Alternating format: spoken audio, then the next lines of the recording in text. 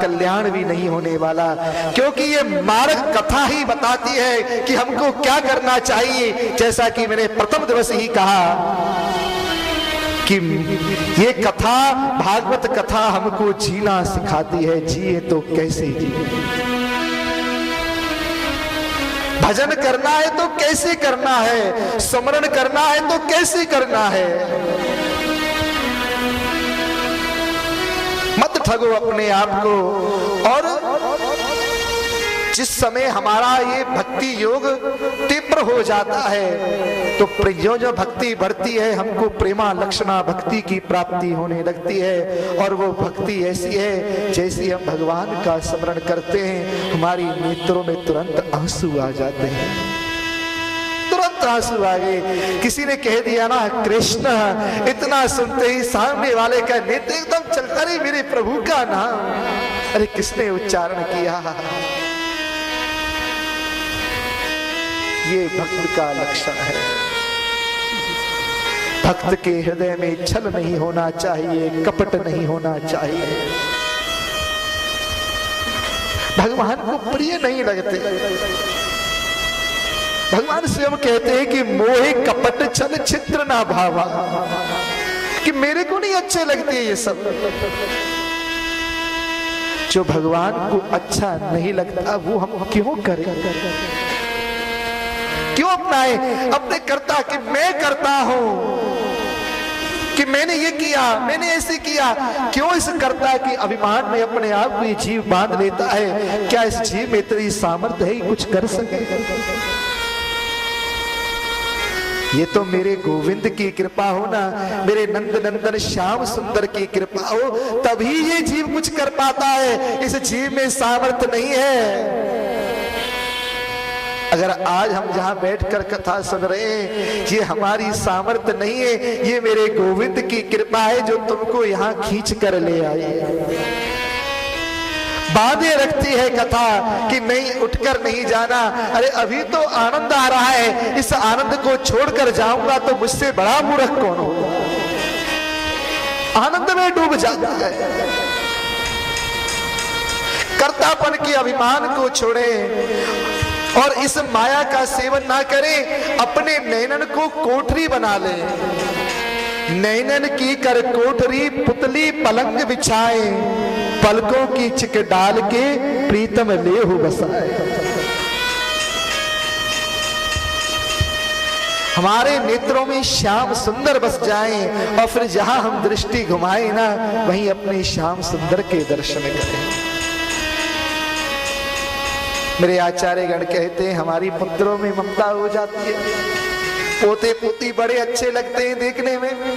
अगर बहू डांट दे कोई पोते को तो बड़ा बुरा लगता है दादी को, कि मोह कैसे छूटे।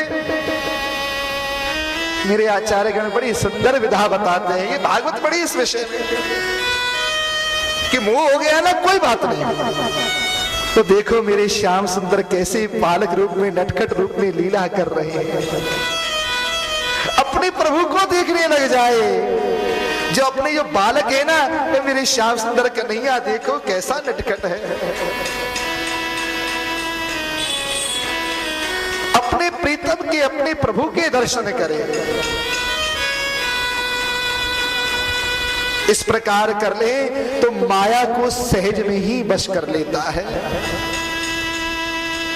क्योंकि जिस समय ये प्रेम प्रकट होता है, हमारे हृदय का प्रेम उमड़ जाता है। प्रेम प्रकट जब होता है, रहन नहीं कछुआन, तू ही रह जात है, मैं को मिटत निशान।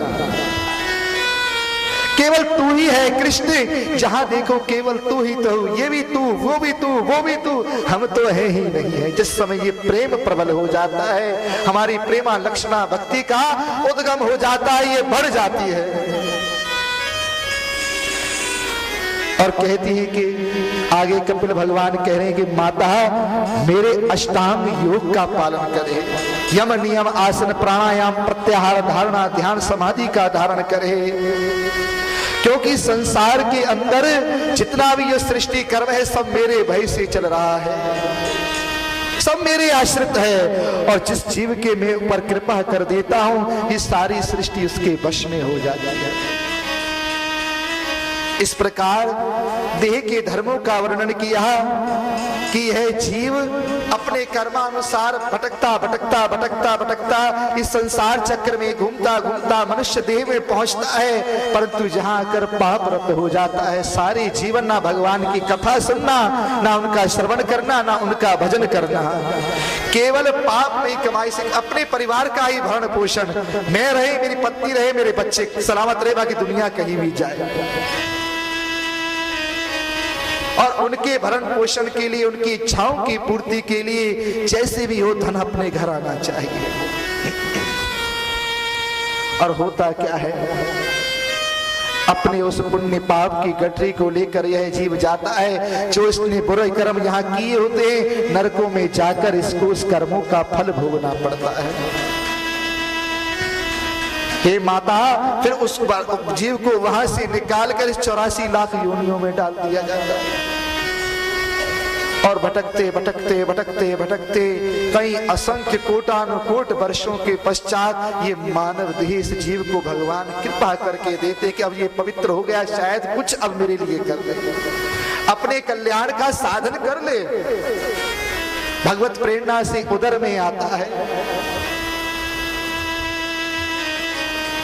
और उस उदर में धीरे धीरे बढ़ता है, इसके हाथ पैर से इत्यादि अंग बाहर निकलते हैं, फिर भगवत कृपा से इसको दिव्य ज्ञान की प्राप्ति होती है। तब यह जीव वहां प्रतिज्ञा करता है, गर्भवास में तो कष्ट ही है, माता तीखा खाती है, गर्भ खाती है, खट्टा खाती है, सब लगता है, परंतु क्या कर सके, ये परवश है, वशीभूत है, क्या कर सकता है जीव। फिर वहां प्रतिज्ञा करता है, भगवान अब की बार आप मेरे पर दया कर दो, कृपा कर दो, अब की बार तुमने मुझको जन्म दे दिया ना, तो मैं तुम्हारा भजन करूंगा, तुम्हारे कीर्तन का, तुम्हारी कथाओं का अनुष्ठान करवाऊंगा, तुम्हारे धर्म कर्म का प्रचार करवाऊंगा, स्वयं भी भक्ति करूंगा और लोगों को भी कराऊंगा। आप एक बार मेरे को जन्म दो तो तुम्हारा भजन करूंगा। भगवान कृपा करके उसको दे देते हैं।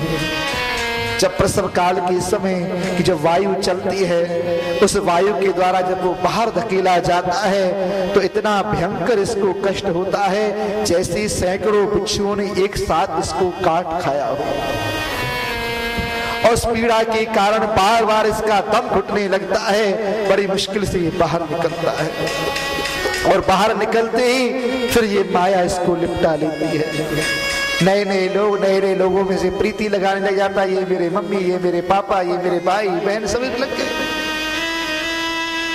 और लोग भी इसको क्या सिखाते हैं, बचपन में सिखाया कि माँ बाप सकते हैं कि तेरे माँ बाप पे बेटा ये ध्यान, ये तेरे मम्मी, ये तेरे पापा,